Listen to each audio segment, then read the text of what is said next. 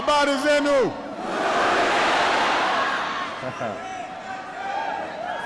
Wa Kenya, Impio. It is great to be back in Kenya. Thank you so much for this extraordinary welcome. I know it took a few years, but as president, I try to keep my promises. And I said I was going to come, and I'm here. So, and everybody, go ahead and have a seat. I'm going to be talking for a while. Relax. I want to thank my sister Alma for a wonderful introduction. I'm so glad that she could be with us here today, and it was, as she said, it was Alma who first guided me through Kenya almost 30 years ago.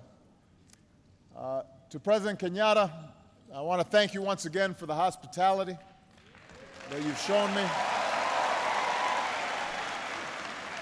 for our work together on this visit, and for being here today. It's a great honor. I am proud to be the first American president to come to Kenya.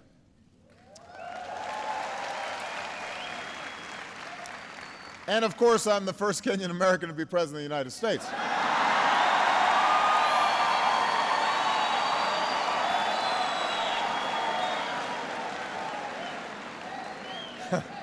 That goes without saying. I love you back. I do. But as Alma was saying, the first time I came to Kenya, things were a little different. When I arrived at Kenyatta Airport, the airline had lost my bags. That doesn't happen on Air Force One. They always have my luggage on Air Force One. As she said, Alma picked me up in an old Volkswagen Beetle. And I think the entire stay I was here, it broke down 4 or 5 times. We'd be on the highway, we'd have to call the Joakali. He'd bring his tools. We'd be sitting there waiting. And I slept on a cot in her apartment. Instead of eating at fancy banquets with the president, we were drinking tea and eating ugali, and sukuma wiki, and so there wasn't a lot of luxury. Sometimes the lights would go out. They still do, is that what someone said? But you know, there was something more important than luxury on that first trip. And that was a sense of being recognized, being seen. I was a young man, and I was just a few years out of university. I'd worked as a community organizer in low-income neighborhoods in Chicago. I was about to go to law school, and when I came here, you know, in many ways I was a Westerner. I was an American, unfamiliar with my father and his birthplace, really disconnected from half of my heritage. And at that airport, as I was trying to find my luggage, there was a woman there who worked for the airlines, and she was helping fill out the forms, and she saw my name, and she looked up and she asked if I was related to my father, who she had known. And that was the first time that my name meant something, right? And that it was recognized. And over the course of several weeks, I'd meet my brothers, aunts, and uncles. I'd travel to Alego, the village where my family was from. I saw the graves of my father and my grandfather. And I learned things about their lives that I could have never learned through books. And in many ways, their lives offered snapshots of Kenya's history. But they also told us something about the future. My grandfather, for example, he was a cook for the British. And as I went through some of his belongings, when I went up country, I found the passbook he had had to carry as a domestic servant. It listed his age and his height, his tribe, listed the number of teeth he had missing. And he was referred to as a boy, even though he was a grown man in that passbook. And he was in the King's African Rifles during the Second World War and was taken to the far reaches of the British Empire, all the way to Burma. And back home, after the war, he was eventually detained for a time because he was linked to a group that opposed British rule. And eventually he was released. He forged a home for himself and his family. He earned the respect of his village, lived a life of dignity, although he had a well-earned reputation for being so strict that everybody was scared of him. And he became estranged from part of his family. So that was his story. And then my father came of age as Kenyans were pursuing independence. And he was proud to be a part of that liberation generation. And next to my grandfather's papers, I found letters that he had written to 30 American universities asking for a chance to pursue his dream and get a scholarship. And ultimately, one university gave him that chance, the University of Hawaii. And he would go on to get an education and then return home. And here, at first, he found success as an economist and worked with the government, but ultimately he found disappointment in part because he couldn't reconcile the ideas that he had for his young country with the hard realities that had confronted him. And I think sometimes about what these stories tell us, what the history and the past tell us about the future. And they show us the enormous barriers to progress that so many Kenyans faced just 1 or 2 generations ago. This is a young country. We were talking last night at dinner. The president's father was the first president. We're only a generation removed. And the daily limitations and sometimes humiliations of colonialism, that's recent history. The corruption and cronyism and tribalism that sometimes confront young nations, that's recent history. But what these stories also tell us is an arc of progress. From foreign rule to independence, from isolation to education and engagement with a wider world. It speaks of incredible progress. So we have to know the history of Kenya, just as we Americans have to know our American history. All people have to understand where they come from. But we also have to remember why these lessons are important. We know our history so that we can learn from it. We learn our history because we understand the sacrifices that were made before, so that when we make sacrifices, we understand we're doing it on behalf of future generations. There's a proverb that says, "We have not inherited this land from our forebears, we have borrowed it from our children." In other words, we study the past so it can guide us into the future and inspire us to do better. And when it comes to the people of Kenya, particularly the youth, I believe there is no limit to what you can achieve. A young, ambitious Kenyan today should not have to do what my grandfather did and serve a foreign master. You don't need to do what my father did and leave your home in order to get a good education and access to opportunity. Because of Kenya's progress, because of your potential, you can build your future right here, right now.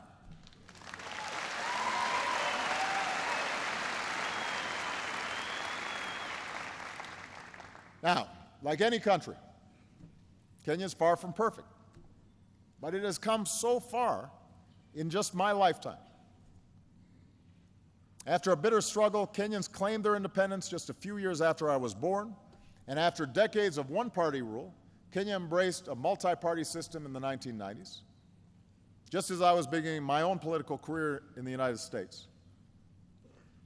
Tragically, just under a decade ago, Kenya was nearly torn apart by violence at the same time that I was running for my first campaign for president.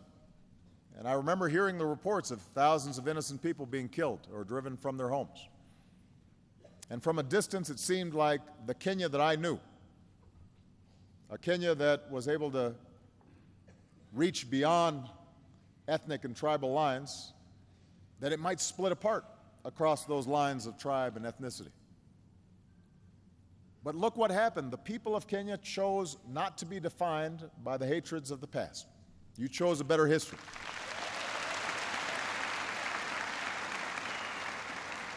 The voices of ordinary people and political leaders and civil society did not eliminate all these divisions, but you addressed the divisions and differences peacefully. And a new constitution was put in place declaring that every person has inherent dignity and the right to have that dignity respected and protected. A competitive election went forward, not without problems, but without the violence that so many had feared. In other words, Kenyans chose to stay together. You chose the path of Harambee. And in part because of this political stability, Kenya's economy is also emerging. And the entrepreneurial spirit that people rely on to survive in the streets of Kibera can now be seen in new businesses across the country, from the city square to the smallest villages. M-Pesa is changing the way people use money. New investment is making Kenya a hub for regional trade. When I came here as a U.S. Senator, I pointed out that South Korea's economy was the same as Kenya's when I was born, and then was 40 times larger than Kenya's. Think about that. Started at the same place. South Korea had gone here and Kenya was here. But today that gap has been cut in half, just in the last decade, which means Kenya is making progress. And meanwhile, Kenya continues to carve out a distinct place in the community of nations as a source of peacekeepers for places torn apart by conflict, a host for refugees driven from their homes, a leader for conservation, following the footprints of Wangari Maathai.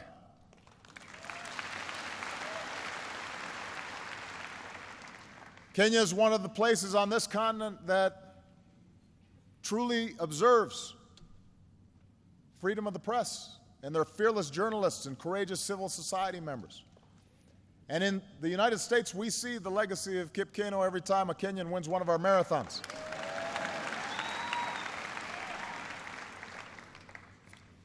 And maybe the First Lady of Kenya is going to win one soon.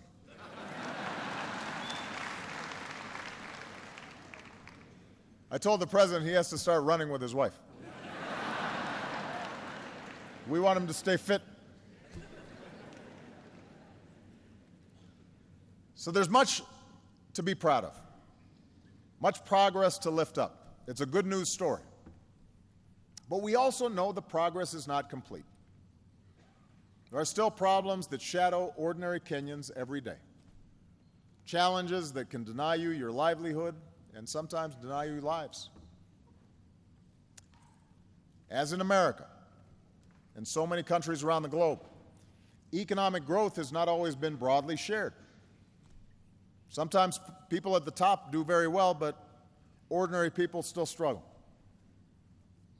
Today, a young child in Nyanza province is 4 times more likely to die than a child in Central province, even though they are equal in dignity in the eyes of God. That's a gap that has to be closed. A girl in Rift Valley is far less likely to attend secondary school than a girl in Nairobi. That's a gap that has to be closed. Across the country, one study shows corruption costs Kenyans 250,000 jobs every year, because every shilling that's paid as a bribe could be put into the pocket of somebody who's actually doing an honest day's work.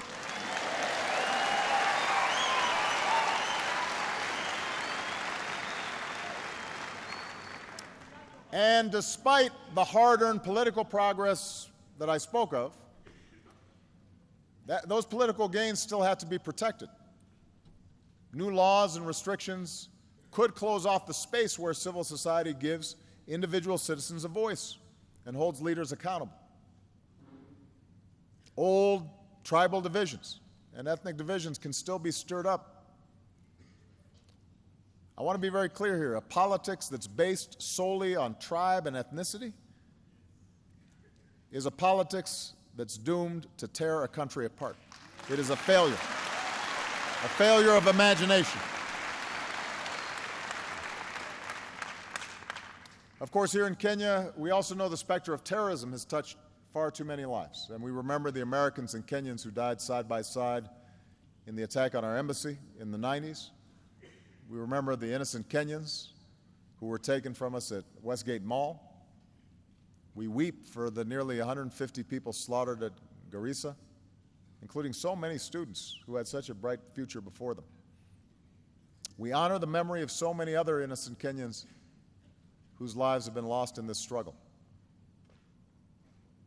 So Kenya is at a crossroads, a moment filled with peril, but also enormous promise. And with the rest of my time here today, I'd like to talk about how you can seize the moment, how you can make sure we leave behind a world that's better, a world that we've borrowed from our children. When I first came to Sub-Saharan Africa as president, I made clear my strong belief that the future of Africa is up to Africans.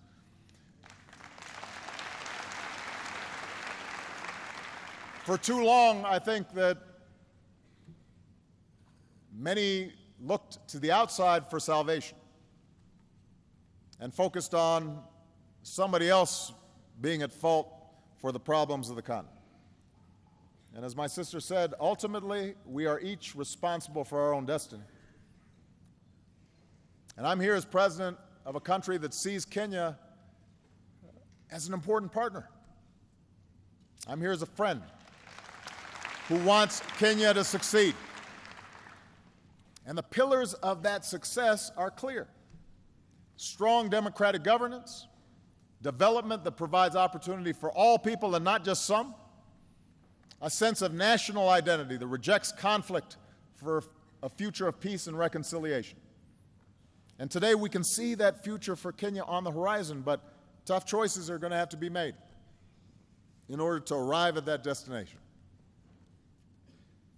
In the United States, I always say that what makes America exceptional is not the fact that we're perfect. It's the fact that we struggle to improve. We're self-critical. We work to live up to our highest values and ideals, knowing that we're not always going to achieve them perfectly, but we keep on trying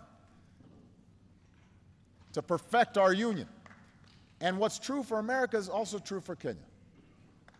You can't be complacent and accept the world just as it is. You have to imagine what the world might be and then push and work towards that future. Progress requires that you honestly confront the dark corners of our own past, extend rights and opportunities to more of your citizens, see the differences and diversity of this country as a strength, just as we in America try to see the diversity of our country as a strength and not a weakness. So you can choose the path to progress, but it requires making some important choices. First and foremost, it means continuing down the path of a strong, more inclusive, more accountable, and transparent democracy.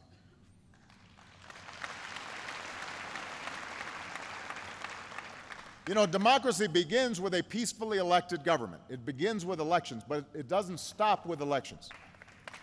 So your Constitution offers a roadmap to governance that's more responsive to the people through protections against unchecked power, more power in the hands of local communities. For this system to succeed, there also has to be space for citizens to exercise their rights. And we saw the strength of Kenya's civil society in the last election when groups collected reports of incitement so that violence could be stopped before it spun out of control. And the ability of citizens to organize and advocate for change, that's the oxygen upon which democracy depends. You know, democracy is sometimes messy, and for leaders, sometimes it's frustrating. Democracy means that somebody's always complaining about something. Nobody is ever happy in a democracy about their government. If you make one person happy, somebody else is unhappy. Then sometimes somebody who you made happy, later on now they're not happy. They say, "What have you done for me lately?" But that's the nature of democracy. That's why it works, is because it's constantly challenging leaders to up their game and to do better. And such civic participation and freedom is also essential for rooting out the cancer of corruption. Now, I want to be clear. Corruption is not unique to Kenya. I mean, I want everybody to understand that there's no country that's completely free of corruption.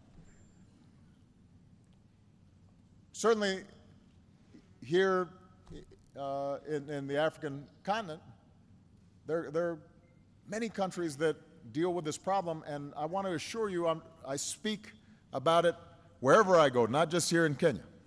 So I don't want everybody to get too sensitive. But the fact is, too often, here in Kenya, as is true in other places, corruption is tolerated because that's how things have always been done. People just think that that is sort of the normal state of affairs. And there was a time in the United States where that was true too. My hometown of Chicago was infamous for Al Capone and you know, the mob and organized crime corrupting law enforcement. But what happened was that over time people got fed up, and leaders stood up and they said, "We're not going to play that game anymore." And you changed the culture and you changed habits. Here in Kenya, it's time to change habits and decisively break that cycle, because corruption holds back every aspect of economic and civil life. It's an anchor that weighs you down and prevents you from achieving what you could. If you need to pay a bribe and hire somebody's brother who's not very good and doesn't come to work in order to start a business, well, that's going to create less jobs for everybody. If electricity's going to one neighborhood because they're well connected and not another neighborhood, that's going to limit development of the country as a whole. If someone in public office is taking a cut that they don't deserve, that's taking away from those who are paying their fair share. So this is not just about changing one law, although it's important to have laws on the books that are actually being enforced. It's important that not only low-level corruption is punished, but folks at the top, if they are taking from the people, that has to be addressed as well. But it's not something that is just fixed by laws or that any one person can fix. It requires a commitment by the entire nation, leaders and citizens, to change habits and to change culture. Tough laws need to be on the books. And the good news is your government is taking some important steps in the right direction. People who break the law and violate the public trust need to be prosecuted. NGOs have to be allowed to operate, who shine a spotlight on what needs to change. And ordinary people have to stand up and say, enough is enough. It's time for a better future. And as you take these steps, I promise that America will continue to be your partner in supporting investments in strong democratic institutions. Now, We're also going to work with you to pursue the second pillar of progress, and that is development that extends economic opportunity and dignity for all of Kenya's people. You know, America partners with Kenya in areas where you're making enormous progress, and we focus on what Kenyans can do for themselves in building capacity. On entrepreneurship, where Kenya's becoming an engine for innovation. On access to power, where Kenya is developing clean energy that can reach more people. On the important issue of climate change, where Kenya's recent goal to reduce its emissions has put it in the position of being a leader on the continent.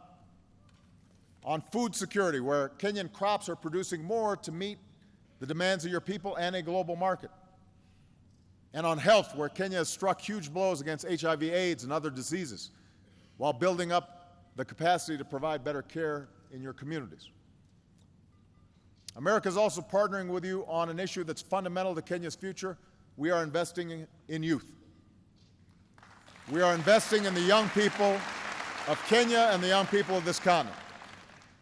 Robert F. Kennedy once said, "It is a revolutionary world that we live in, and it is the young people who must take the lead." It's the young people who must take the lead.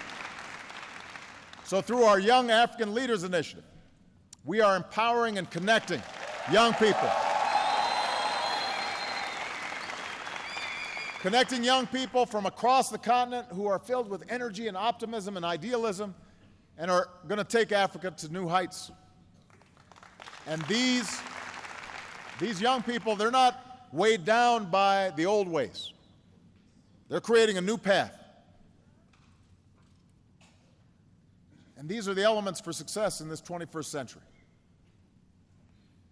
To continue down this path of progress, it will be vital for Kenya to recognize that no country can achieve its full potential unless it draws on the talents of all its people, and that must include the half of Kenyans, maybe a little more than half, who are women and girls.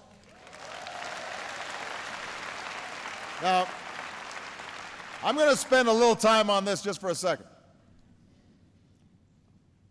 Every country and every culture has traditions that are unique and help make that country what it is. But just because something is a part of your past doesn't make it right. It doesn't mean that it defines your future. You know, look at us in the United States. Recently, we've been having a debate about the Confederate flag. Some of you may be familiar with this. This was a symbol for those states who fought against the Union to preserve slavery. Now, as a historical artifact, it's important. But some have argued that it's just a symbol of heritage that should fly in public spaces. The fact is, it was a flag that flew over an army that fought to maintain a system of slavery and racial subjugation. So we should understand our history, but we should also recognize that it sends a bad message to those who were liberated from slavery and oppression. And in part because of unspeakable tragedy that took place recently, where a young man who was a fan of the Confederate flag and racial superiority shot helpless people in a church. More and more Americans of all races are realizing now that that flag should come down. Just because something's a tradition doesn't make it right.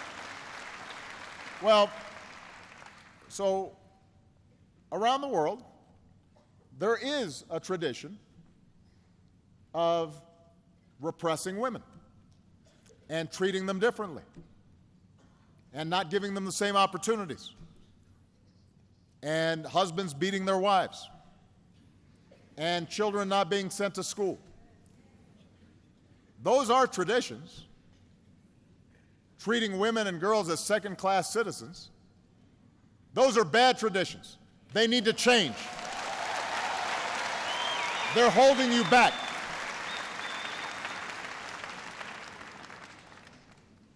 Treating women as second-class citizens is a bad tradition. It holds you back. There's no excuse for sexual assault or domestic violence. There's no reason that young girls should suffer genital mutilation. There's no place in civilized society for the early or forced marriage of children. These traditions may date back centuries. They have no place in the 21st century.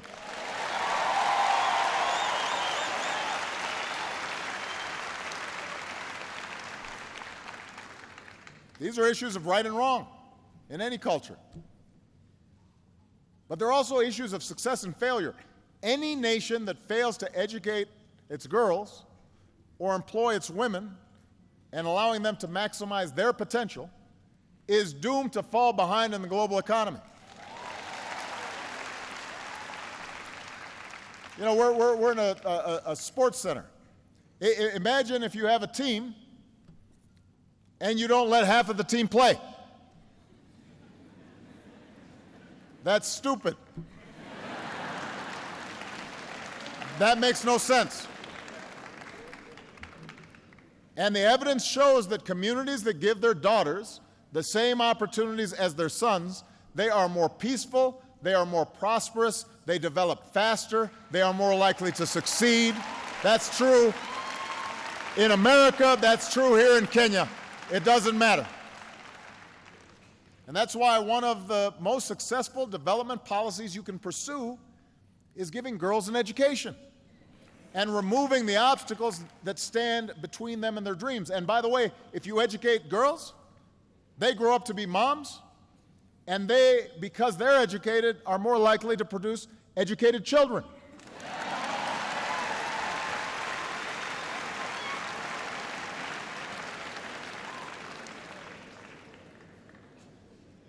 So, Kenya will not succeed if it treats women and girls as second-class citizens. I want to be very clear about that. Now, this leads me to the third pillar of progress, and that's choosing a future of peace and reconciliation. There are real threats out there. President Kenyatta and I spent a lot of time discussing the serious threat from al-Shabaab that Kenya faces. The United States faces similar threats of terrorism. We are grateful for the sacrifices made by Kenyans on the front lines as part of AMISOM. We're proud of the efforts that we're making to strengthen Kenya's capabilities through our new security governance initiative. We're going to stand shoulder to shoulder with you in this fight against terrorism for as long as it takes. But as I mentioned yesterday, it is important to remember that violent extremists want us to turn against one another. That's what terrorists typically try to exploit. They know that they are a small minority. They know that they can't win conventionally. So what they try to do is target societies where they can exploit divisions. That's what happens in Iraq. That's what happens around the world. That's what happened in Northern Ireland. Terrorists who try to sow chaos, they must be met with force, and they must also be met, though, with a forceful commitment to uphold the rule of law and respect for human rights, and to treat everybody who's peaceful and law-abiding fairly and equally. Extremists who prey on distrust must be defeated by communities who stand together and stand for something different. And the most important example here is that the United States and Kenya both have Muslim minorities, but those minorities make enormous contributions to our countries. These are our brothers, they are our sisters, and so in both our countries we have to reject calls that allow us to be divided. This is true for any diverse society. And Kenya is rich with diversity, with many dozens of tribes and ethnicities and languages and religious groups. And time and again, just as we've seen the dangers of religious or ethnic violence, we've seen that Kenya is stronger when Kenyans stand united with a sense of national identity. That was the case on December 12, 1963, when cities and villages across this country celebrated the birth of a nation. It was true in 2010, when Kenya replaced the anarchy of ethnic violence with the order of a new constitution. So we can all appreciate our own identities, our bloodlines, our beliefs, our backgrounds. That tapestry is what makes us who we are. But the history of Africa, which is both the cradle of human progress and a crucible of conflict, shows us that when we define ourselves narrowly, in opposition to somebody just because they're of a different tribe or race or religion, and we ignore who's a good person or a bad person, are they working hard or not, are they honest or not, are they peaceful or violent? When we start making distinctions solely based on status and not what people do, then we're taking a wrong path, and we inevitably suffer in the end. This is why Martin Luther King called on people to be judged not by the color of their skin, but the content of their character. And in the same way, people should not be judged by their last name or their religious faith, but by their content of their character and how they behave. Are they good citizens? Are they good people? In the United States, we embrace the motto, e pluribus unum. In Latin, that means out of many, one. In Kenya, Harambee, we are in this together. Whatever the challenge, you will be stronger if you face it not as Christians or Muslims, Maasai, Kikuyu, Luo, any other tribe, but as Kenyans. And ultimately, that unity is the source of strength that will empower you to seize this moment of promise. That's what will help you root out corruption. That's what will strengthen democratic institutions. That's what will help you combat inequality. That's what will help you extend opportunity and educate youth and face down threats and embrace reconciliation. So I want to say, particularly to the young people here today, Kenya is on the move. Africa is on the move. You are poised to play a bigger role in this world as the shadows of the past are replaced by the light that you offer an increasingly interconnected world. And in the light of this new day, we have to learn to see ourselves in one another. We have to see that we are connected. Our fates are bound together. Because in the end, we're all part of one tribe, the human tribe. And no matter who we are or where we come from or what we look like or who we love or what God we worship, we're connected. Our fates are bound up with one another. Kenya holds within it all that diversity, and with diversity sometimes comes difficulty. But I look to Kenya's future filled with hope, and I'm hopeful because of you, the people of Kenya, especially the young people. There are some amazing examples of what's going on right now with young people. I'm hopeful because of a young man named Richard Ruto Torosia. Richard helped build Yes, Youth Can. I like the phrase, yes, Youth Can.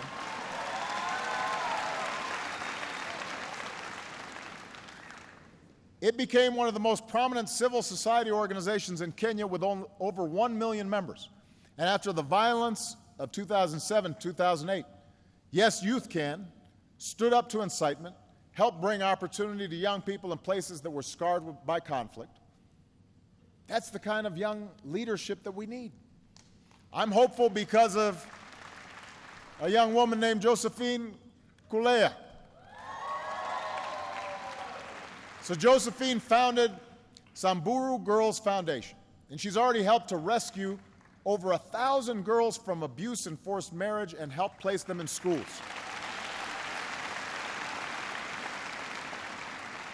A member of the Samburu tribe herself, she's personally planned rescue missions to help girls as young as 6 years old. And she explains that the longer a girl is in school, everything for her income, for her family, for this country, everything changes. She gives me hope. I'm hopeful because of a young woman named Jamila Abbas. So Jamila founded M-Farm, which is a mobile platform that is already used by over 14,000 people across Kenya.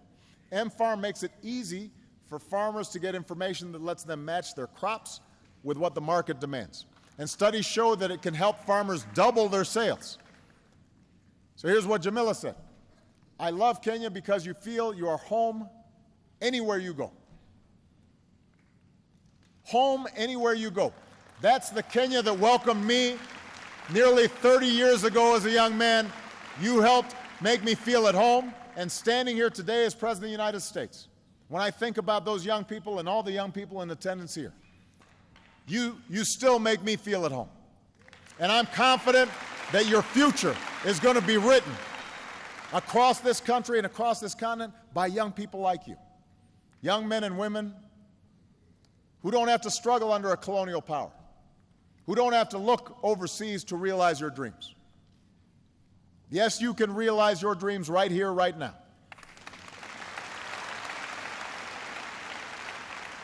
We have not inherited this land from our forebears. We have borrowed it from our children. So now's the time for us to do the hard work of living up to that inheritance, of building a Kenya where the inherent dignity of every person is respected and protected, and there's no limit to what a child can achieve. I am here to tell you that the United States of America will be a partner for you every step of the way. God bless you. Thank you. Asante sana.